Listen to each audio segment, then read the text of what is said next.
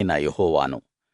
మీరు దొంగతనం చేయకూడదు, అబద్ధం ఆడకూడదు, ఒకడినొకడు దగా చెయ్యకూడదు, నా నామం పేరిట అబద్ధంగా ఒట్టు పెట్టుకోకూడదు, నీ దేవుని పేరును అపవిత్రపరచకూడదు. నేను యెహోవాను. నీ పొరుగువాణ్ణి పీడించకూడదు, అతణ్ణి దోచుకోకూడదు.